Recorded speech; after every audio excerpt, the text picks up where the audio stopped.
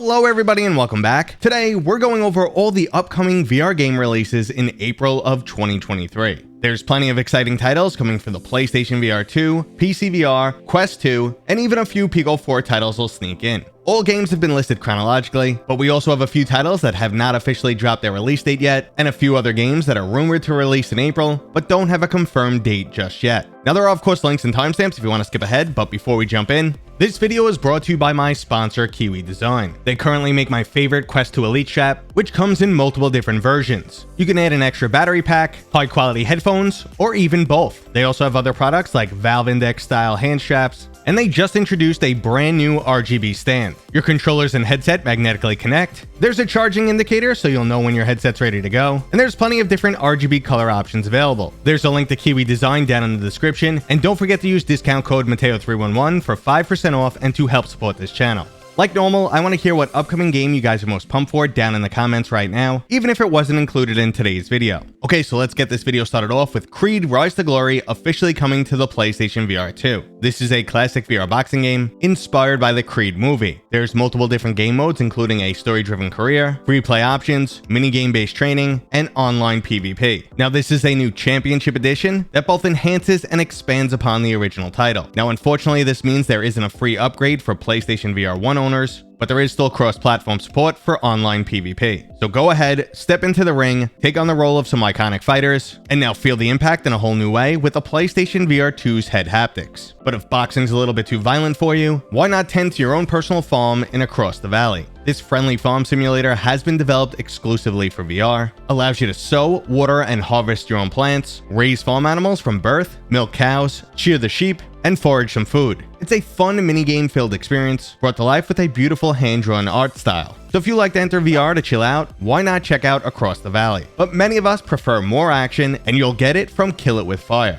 Take on the role of Spider Exterminator, packing a very unconventional arsenal. Who needs bug spray when you have flamethrowers, shotguns, and even explosives? Collateral damage is meaningless as long as you kill those pesky bugs. Kill It With Fire features tons of unique weapons and equipment, 8 different spider species to exterminate, plus excessive amounts of chaos and destruction. The flat screen version of this game already has overwhelmingly positive reviews on Steam, so I can only imagine what this game will be like in VR. But if you're looking for a new tactical PvP title, we have Breachers. From the same studio that brought us the absolutely amazing arena shooter Hyperdash, we're now getting 5v5 Rainbow Six Siege style combat. There's a wide array of tactical gear at your disposal to help you either breach or defend a location. Breachers Alpha gave an excellent first impression, and since there's nothing quite like it available in VR right now, I'm expecting it'll do quite well. But VR isn't all about violent shooters, so we have a cute little puzzle game called A Night in the Attic. A Night in the Attic has you taking on the role of Guinevere, traveling through Camelot on a living game board, solving puzzles, and attempting to defeat the evil Mordred. It's a cozy little VR experience that you can play seated, so you don't have to worry about breaking a sweat. So if you're interested in a new take on a Knights of the Round Table story, go ahead and check out A Night in the Attic.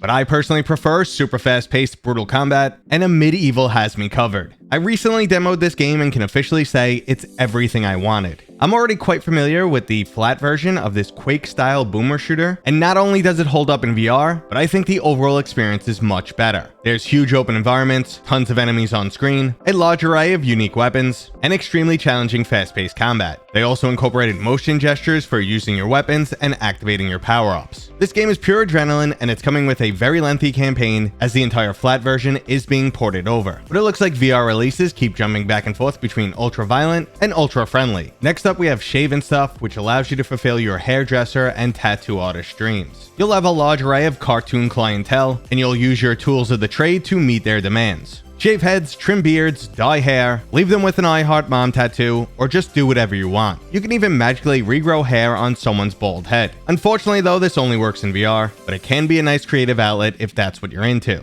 But jumping back to the violent stuff, we have Deadbait. Deadbait is releasing in early access, and it's a 3v1 Dead by Daylight inspired title. One player takes on the role of murderer tasked with killing everybody else, and 3 survivors are left playing hide and seek, but also find keys and activate generators to help aid in their escape. It's a familiar formula that we've actually already seen in VR, so I hope it does something to set itself apart, or it's just an extremely well done implementation. This formula definitely works in VR, and it's much scarier to play than Dead by Daylight, but it's also tough to get the needed player base without either a quest release or flat screen support. Either way, I wish them plenty of luck. Okay, so that right there was all the officially announced games, but we still have 5 more titles to go over. These first 2 games should be releasing in April, but the developers have not made the release dates public just yet. The first title is another Fisherman's Tale, which is the sequel to a beloved game. This is a mind-bending puzzle adventure featuring a poetic story and unique VR puzzle mechanics. You'll be searching for the truth about the main character's past, physically dismantling and reassembling your character in order to solve puzzles, and ultimately getting captivated by the beautiful world of A Fisherman's Tale. A Fisherman's Tale was the type of game that even self-described non-puzzle game fans still ended up enjoying their experience. But let's get back to the action with a title that seemingly disappeared for a few months. It looks like Gambit, the 4-person co-op shooter that plays like a mix of Borderlands and Left 4 Dead, is finally releasing. There were multiple delays in the past, the developers dropped numerous release dates, but it looks like it may finally come out this time. Gambit is filled with brutal combat, tons of different weapons to unlock and upgrade, cutscene-filled crude humor, and 4 characters to choose from, all with their own unique special abilities. I put a few hours into an early version of this game and absolutely loved the experience. The campaign can be played both single player or in co-op. The large amount of hidden items and weapons to upgrade definitely increases replayability, and they're even releasing a PvP mode. So based on my previous experience and what this game's offering, I highly recommend you go check it out. Okay, so our last 3 games are supposedly releasing in April, but they have no confirmed release dates. I'll try and remain skeptically optimistic though, as this next title looks absolutely fantastic. Pirates VR Jolly Roger is an adventure title set on a mysterious island in the Caribbean Sea. This seemingly deserted island is filled with mysteries to solve, obstacles that block your path, and worst of all, nefarious traps. This linear adventure promises astonishing moments and a plot full of twists. Throughout the game, you'll have to navigate dense jungles, climb cliff tops, travel through caves, solve puzzles, and face some lurking dangers, while surrounded by some absolutely stunning landscapes. Now, this game has been years in development, and their website says it's coming in April of 2023, so I really hope that's true.